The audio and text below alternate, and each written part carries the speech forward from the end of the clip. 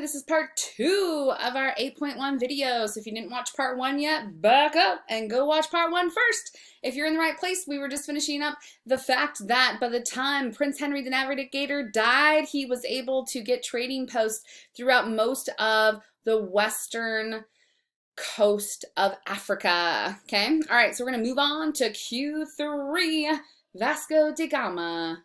Vasco da Gama. What's his name, guys? Say it to me. Come on, let me hear it. Vasco. What? Da Gama. All right, so Vasco da Gama ends up becoming the first person to go even further than that and go all the way around that southern tip of the African continent. Okay, that southern tip is called the Cape of Good Hope. If you take a look at the map, you can see here is the southern tip, and sure enough, it is called the Cape of Good Hope. And da Gama is the first one to take off from up in Europe and make his way all the way around the western coast of Africa, past that southern tip, the Cape of Good Hope, and start exploring the eastern coast of the African coastline. Okay, and then eventually he'll end up going to India as well. Okay, which sets up another trade route to get to India to be able to trade. Well, hey, if you live up in Europe, why don't you just cut across this way to get to India? Remember, if you do that, guys, you're going to cross a huge desert called the Sahara Desert, right? Going through parts of Africa here and parts of the Middle East. So that's not necessarily any easier. Okay, if you wanted to go up and around, you got problems there with high altitudes and snow and all that kind of stuff, depending on the time of year. So here's yet another option. Has its dangers too, but another way to get over there. So da Gama gets around that southern tip of Africa and beyond. Okay, so remember that about him. If you need more time, push pause. Otherwise, draw a line underneath everything you just wrote all the way across your page. Of course, there's a video clip on him. You can check that out on the Flipped Classroom website page. And now on to Columbus. Okay, Columbus, interesting dude. All right, when I was in school, guys, we got Columbus Day off. It was a holiday. We got a Monday off in October, okay, because Columbus sailed the ocean blue in 1492 and he discovered North America and South America. He discovered what North and South America will be called by Europeans is the New World. You guys will hear that in 8th grade. You'll hear that in high school. You'll hear that just adulting sometimes. We're known as the New World because if you think about it, the amount of land that exists between North and South America as a whole is like a whole new world, right? A whole new world, right? Yeah, okay, whole new world of possibilities, okay? And so when I was a kid, we celebrated that Columbus found this. Well, as time has progressed on and our political and historical views have changed, people disagree with this because did he really find it? I mean, it's not like nobody was here. We have the Native Americans already living throughout North and South America when he gets here, right? So yeah, not so much did he discover it. Okay, so that title has been stripped from him. We don't celebrate Columbus Day anymore because it's not really accurate. Sometimes we do. They changed that holiday to Indigenous People Day, which is like celebrating Native Americans. Much cooler, right, than kind of celebrating the farce that he found it when he didn't. But here's what you need to understand about that. If you lived in Europe at the time or for a few hundred years after that, okay, it did feel like Columbus discovered the New World, that he discovered North and South America. Because here's the thing, in their living knowledge over in Europe, they didn't realize North and South America existed. So when Columbus stumbles upon it, because he doesn't even find it on purpose, guys, they do feel like he discovered it. And so in their minds, it's cemented in their brains that he has discovered the Americas, okay? Although that's not technically true. Other people had already been over there. The Vikings had been over there. And there's evidence that some other groups had been over there too, over here to us, okay? But that knowledge had been lost like a lot of other things during the medieval times in Europe, right? The Dark Ages where a lot of knowledge had been lost and doesn't get rediscovered for quite a long time. And so at the point he finds the New World in the late 1400s, this is big news, okay? Life-changing news to Europeans. So that's what you need to understand. The whole reason why this even happens is because in educated circles, by the time Columbus is around, it's kind of known that the world is round. Okay, remember Copernicus and the heliocentric theory and the sun's in the center and we all revolve around it and stuff. Educated people knew the earth was round. The average Joe Schmo, common man, citizen out on the street in the 1400s, some of those people would have still thought the world was flat. Okay, so yeah.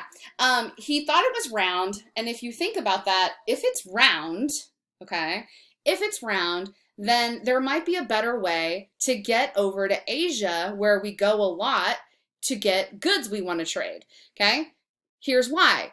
Hold that thought. I'll be right back. Okay, it didn't seem like it to you, but I just paused because I happen to have a globe and I can show you what I'm trying to say. All right, so here we are over in Europe, okay? We're in Europe. That's where Columbus is. And Columbus is like, hey, we always go this way, okay? We cross Europe, okay? We go across Europe, we cross Asia, and we try to get over here to China. We get over here to Japan. That's who we're trading with a lot, okay? That's a pretty long way to go across the Eurasian supercontinent, okay? We know the world is round, but we don't actually know how big it is yet. So if the world is round, the theory would hold that if we're all the way over here and we start coming around this way, we go into the Atlantic Ocean and we go around the backside, eventually we're going to hit Asia. And we don't know how big around the world actually is yet. So guess what? Maybe that's shorter. And so he goes to Spain and he tries to talk the Spanish monarchs into letting him go on a voyage to test this theory. Is it faster to go west than it is to go east to get to the east? Because if it's a circle, eventually you'll get there either way, but which way's faster? Okay? It takes him 6 years to convince the monarchy to go for it, but eventually he gets the A-OK and he goes off with 3 ships. If you remember this from elementary school, the Nina, the Pinta, and the Santa Maria, okay? And off they go to see if going west to get east is actually quicker. They're out at sea for 10 weeks, way longer than they thought they would be. There's almost a mutiny. They almost throw Columbus overboard. They want to turn back, but then they end up spotting land. He thinks he's done it. He thinks he's found a way over to Asian cultures of, like, you know, China and Japan. He thinks he actually has landed in India. And so when he sees the natives there, he calls them Indians, thinking that he landed in India. And that's where the term Indians come from, or Native Americans, right, as we also call them. But he's not actually in India. He's in the Caribbean, which are islands off the Florida coast, more or less. Okay, so he's right there on the tip of North and South America, okay, without even realizing he's discovered new land. Okay, so there's a little bit about Columbus. There's his voyage again. So he starts off right here, and they had been trekking, getting all the way over here to trade or coming down here to trade. And he knows the world is round. So if we go this way, oops, I didn't mean to move that. If we go this way, then, you know, maybe it'll be faster to get over here. Is it? No. But they didn't know that because they don't have, you know, satellites in the sky to show them. And they had to go explore to figure it out, right? So he ends up coming back 4 different trips, landscaping or mapping out parts of the different landscapes of North and South America and the Caribbean islands and things like that. Of course, there's some video clips on him. Take a look at those, okay? Moving on, so draw a line underneath everything you just wrote. And Ferdinand Magellan. Magellan, another interesting dude, he gets credit for circumnavigating the globe first, which means he got all the way around the entire planet first before anybody else had ever done that. Here's the thing, he himself doesn't actually do it. You can imagine that these people don't go off by themselves. They have an entire crew, sometimes made up of dozens of men. And if you found something like land or a new species or a new trade good, right, the whole crew doesn't get credit for that. The captain gets credit, right? And so Magellan and his crew go around the world, yes, but along the way, Magellan is actually killed. He never makes it all the way back to the starting point, but because he was the captain of record, he gets the credit. And so Ferdinand Magellan is known as the first person to go all the way around the world. That voyage took 3 years, guys, 3 years back then in the types of boats they had to do that in. And he left with 250 dudes when he goes. By the time they get back 3 years later, only 18 of them actually make it back home alive, from 250 to 18. Not good odds there, right? A lot of people died of disease and sickness and different battles that ensued. That's actually how Magellan is killed. He gets killed in a battle with some natives that didn't get along with them along the way at one of the stops that they made, okay? So, yeah, Magellan, first guy to make it around the world, all right? Of course, there is a video clip on him. Make sure you take some time to watch those clips, guys, okay? Again, he is killed, but it's considered a success because at least some of those men come back and get all the way around the world, all right? Q6, more accurate maps. Write it down, highlight it yellow. Okay, every exploration out, every explorer who goes further and further away and discovers more islands and the New World eventually, and they start mapping the New World, because think about how big the New World is with all of North and South America and the islands and stuff, okay? Other islands that existed out, you know, and better maps of Asia and stuff, all of these things, people going off and exploring, keep continuously through the Renaissance and through the age of exploration, changing the worldview of Europeans. They start realizing, wow, the world is a lot bigger place than we ever imagined, okay? Their perception of the earth, the size of the earth, the potential of the earth, the goods and materials and opportunities that existed, they never knew existed, all at their fingertips. So this is a massive time of change in Europe as all these explorations are happening and people are finding new things all the time, and maps are getting better and better, and the world view of the planet is changing, okay? Draw a line underneath everything you just wrote all the way across your page. If you need more time, push pause, because here we go. Don't forget to write yourself a question. All right, here's some of the dudes that we talked about, guys.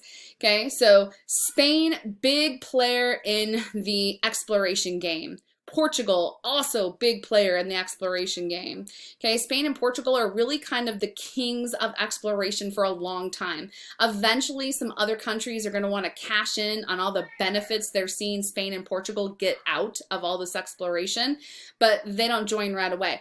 England, for example, will eventually decide, hey, this is pretty lucrative, we want in, but not right away. At first, Spain and Portugal are really kind of doing a lot of the heavy lifting, okay? Eventually, other European countries like like England will join in as well, okay?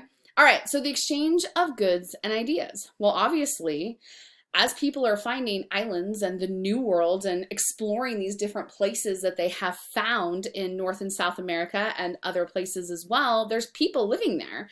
And so there's going to be this whole new exchange of languages and food and culture and animals and flora and fauna and spices and music and religion and ways of life and inventions and technology, and bad stuff too, like disease and things, of course, are going to spread as people are running into new types of people and groups of ethnicities and backgrounds and cultures they had never seen before. Okay, so what ends up happening between Europe and the New World, which, remember, the New World is North and South America, guys, because to Europe that was like a whole new world, right?